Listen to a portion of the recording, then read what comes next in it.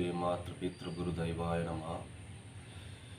శ్రీ సద్గురు పూర్ణానంద దురిశెట్టి లక్ష్మీనారాయణ స్వామిని నమః.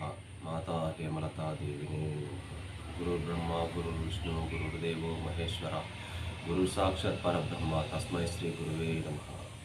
గురువులు గురు శిష్యులు నాతోటి శ్రేయోభిలాషులందరికీ పేరు పేరు నా హృదయపూర్వక నమస్కారాలు. అలాగే మన ఛానల్లో నిన్న రామనామ శతకము 19 పద్యాల వరకు తాత్పర్యంతో సహా పాడి మీకు వినిపించాను. ఈరోజు మళ్ళీ రామనామ శతకములో 20వ పద్యం నుండి చదివి వినిపిస్తాను. పద్యాలు తాత్పర్యాలు వినిపిస్తాను. అలాగే శ్రీ కొంపెల్లి వెంకటరామశాస్త్రి గారు తెలుగు పండితులు రచించిన పద్యాలు ఈరోజు మీకు అందిస్తున్నాను. జై సద్గురు ప్రభు మహారాజుకి జై. పంచతంత్రంబులందు భ్రాంతిని నిర్జించరెంటియందు పంచాక్షరి మంత్రంబు ధ్యానింప బరువవును. తాత్పర్యము: రామ నేల నీరు నిప్పు గాలి నింగి అనే పంచ భూతాత్మకమైన శరీరమునందు భ్రాంతిని శాశ్వతమైనందును భ్రమను విడిచి మనసును బుద్ధిని స్వాధీనం చేసుకొని పంచాక్షరి మంత్రమును జపించినచో జన్మము స్వార్థకమగును. ఏ రూపును చూచిన నిక్కముగా నా రూపు తనయవును. ధీరుడై ఇటు తలచిన మోక్షాధికరియవును. రామ పంచభూతాత్మకమైన సృష్టిలో ఉన్న ఏ వస్తువును చూచినను అది ఆత్మస్వరూపమే అని తన్మయ భావంతో దర్శించిన వాడు మోక్షము సంపాదించు అధికారి కలడు. పూర్వజన్మమునందు దాజేయు పుణ్య పాపంబుల వలన నుర్విపై జననమునకు వచ్చునేయుండు. రామ జీవుడు తనకు తాను పూర్వజన్మలో చేసిన పాపపుణ్యముల వలనే భూమి మీద మరి యొక్క జన్మము కలుగుచున్నాడు. పుణ్యము చేసిన వానికి ఉత్తమ జన్మము, పాపము చేసిన వానికి నీచమైన క్రిమి కీటకాది జన్మములు కలుగుచున్నాను. సతిపతులు గూడినప్పుడు శుక్లం బురుతువైన మలమందు సతిశోనితము గలసి బుర్బుధంబునుగా గదా. రామ ఇక్కడి నుండి జీవుల జన్మ ప్రకారము చెప్పెదను. భార్యాభర్తలు లేదా స్త్రీ పురుష జంతువులు కలిసినప్పుడు పురుషుని వీర్యము ఋతుమతి అయిన స్త్రీ యొక్క శోణితమును కలిసి ఒక నురుగు వంటి బుర్బుదమును కలుగును. 15 దినములకును నది గట్టిపడి పిండ రూపం బౌను గాసి యొక్క నెలకు శిరము నేర్పడును గదే. రామ 15 దినములు గడిచినప్పటికీ అది గట్టి పిండముగా మారును. ఒక నెల గడుచున్నప్పటికీ ఆ పిండమునకు తల ఏర్పడును.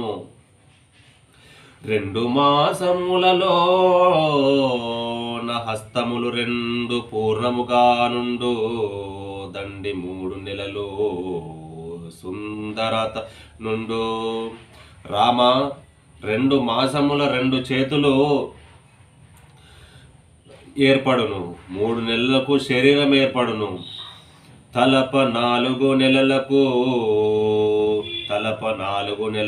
పాదంబులు కలుగు. మరి 5 నెలలకు నిలిచినను నవయవములు సమయముగా కలుగును. రామ 4 నెలలు గడిచినప్పటికీ పాదము ఏర్పడును. 5 నెలలకు తగిన అవయవములన్నీ ఏర్పడును.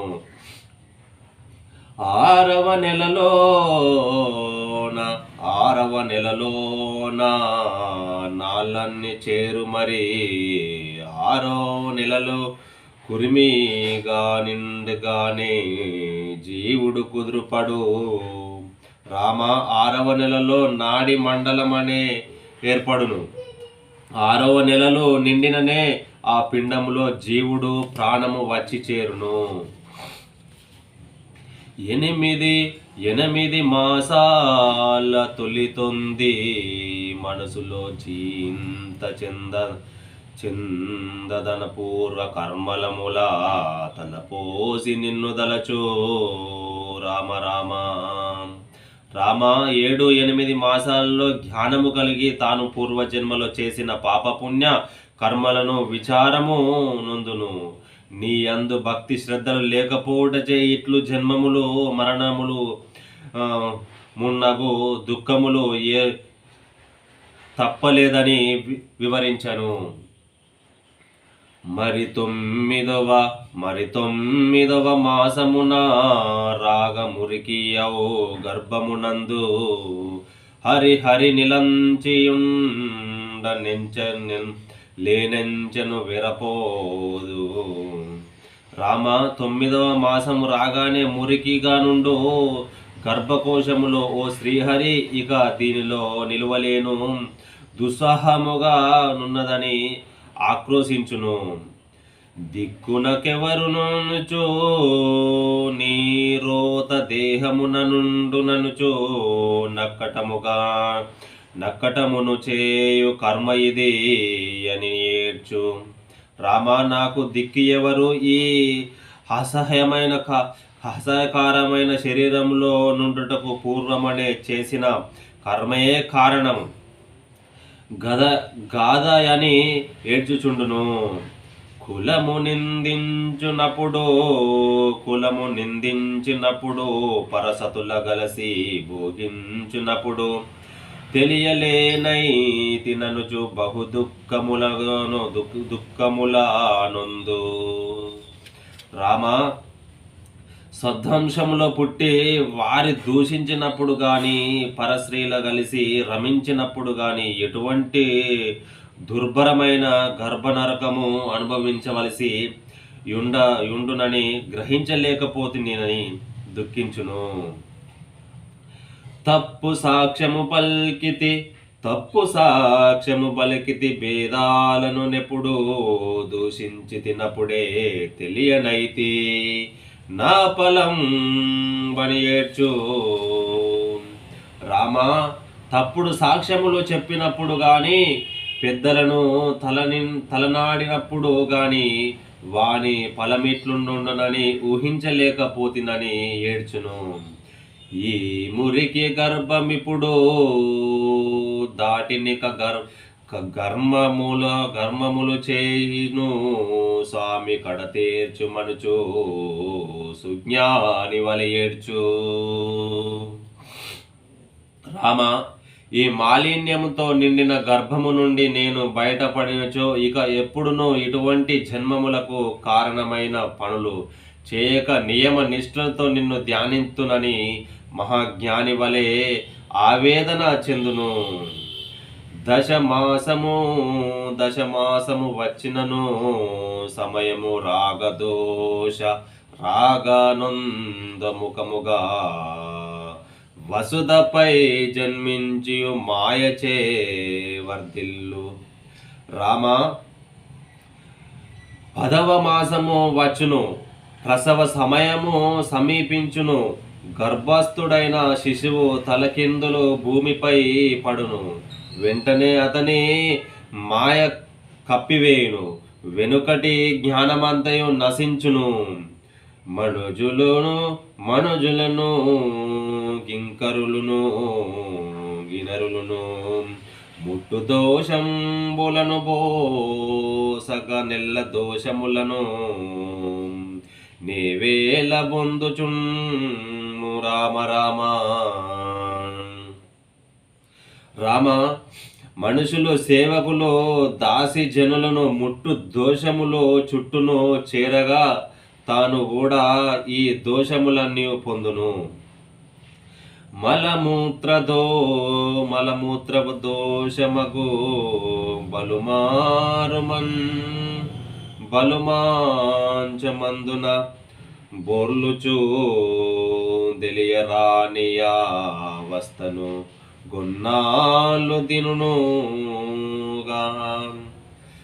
రామ, మలమూత్రములలో మునిగి తేలు మంచం మీద దొర్లుచుండును, తానై ఏ పనియో చేసుకొనలేడు, తల్లి మీద ఆధారపడి దీనుడై బ్రతుకును. బాలుడై కొన్ని నాళ్ళు, యవ్వన ప్రాయమున కొన్ని నాళ్ళు బాలకుమారములను నీ భక్తి చేయకయే గడుపు. రామ, కొన్నాళ్ళు జ్ఞాని అయిన బాలుడు గాను, కొన్నాళ్ళు యువకుడు గాను నిన్ను నీ మీది భక్తిని మరచి ప్రవర్తించును. మగని పలుకులకు నెదురు పలుకుచు మొగటితో బలహీంచెడి మగువ బెన్లాడి భ్రమల దగులుకొని మరుచు. రామ, తర్వాత భర్తకు ఎదురు చెప్పుచు నిత్యము కలహించు స్త్రీ పెండ్లి చేసుకొని దాని వ్యామోహములో పడి నిన్ను మర్చిపోవును. కామం తురుండగోచు నీ భక్తిగా నగేకయే రతుల మరిగి ప్రేమతో బిడ్డలను గని వారి పెంచుచును. రామ, కామాంతుడై ఆ కట్టుకున్న దానితో సంసారము సౌఖ్యములను భావించు పిల్లలను గని వారిని పెంచుచు ఆ ధరణిలో బడి నీ అందలి భక్తినే మర్చిపోవును. కాలం దన్ని నాను గాని బిడ్డలను జాలక దీవించు తలమీరక మదిని నానందపడుచును. రామ, ఆలు బిడ్డలు తను లెక్క చేయక కాలితో తన్నినను అదే మహాభాగ్యమనుగు ఆనందం నందును, వారిని దీవించుమనుచుండును.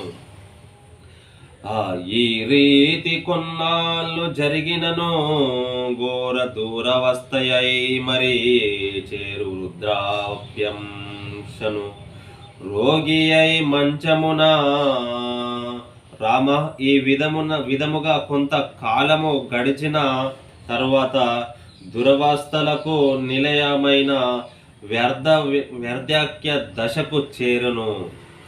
కన్నులను గానలేక వినులును మునువలే వినగా రాగంతన్నుత నెరుగలేక మేనెల్ల దండపడుచు. రామ, కన్నులు కనబడక, చెవులు సరిగ్గా వినబడక, శరీరమంతయో వణుకుచుండగా సరిగ్గా నిలబడలేక తన స్థితి తానే సరిచేసుకోనలేక అవస్థపడును. బహు దుఃఖముల బుందుచు మంచమున్మబడి మానంబున దొల్లుచు సహజమగు రోగములను బడి కష్టశాలియగు. రామ, మంచమునబడి సహజములైన ఎన్నో రోగములు కలుగా అనేక దుఃఖములు నొంది కష్టపడును. మానసిక శరీర వ్యాధులతో పీడింపబడును. కపవాత పైత్యములను శ్లేష్లము వివరింపగనప్పుడు సమరీమితమై గప్పగా జీవను వాడకయే. రామ, కపవాత పైత్యములు వివరింపగా శరీరము నవరించును, అప్పుడు నాలుక కూడా నిన్ను స్మరించుటకు సహకరించదు. కులశేఖరులను ఈ విషయములో కృష్ణద్వియా పతం పంకజపం పంజరంత మద్వైవం మే విశత్తు మానసాజాహం సహా ప్రాణాయ సమమే కపవాతపైతే కంఠవరోధన విదో స్మరణం ఎస్తహి అన్నారు.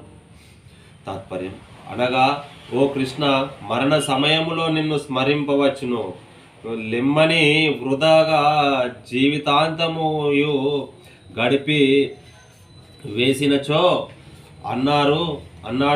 మరణించినప్పుడు కపవాత పిత్తము కప్పివేయుగా గొంతు పుడి ఊను, నీ స్మరణ మెట్లు చేయ వీలుగాను. అందుచేత ఇప్పుడే నా మనసు నిండి రాజహంసను నీ పాదపద్మములనేడి పంజరములో బంధించుటకు అనుజ్ఞ నిమ్ము అని అర్థము. జై సద్గురు ప్రభు మహారాజ్కి జై.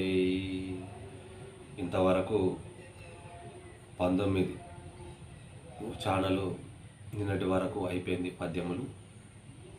అలాగే ఈరోజు 20 పద్యముల నుంచి తాత్పర్యము. ఈరోజు వరకు మనము 44 పద్యములు తాత్పర్యంతో సహా చదివి మీకు వినిపించాను.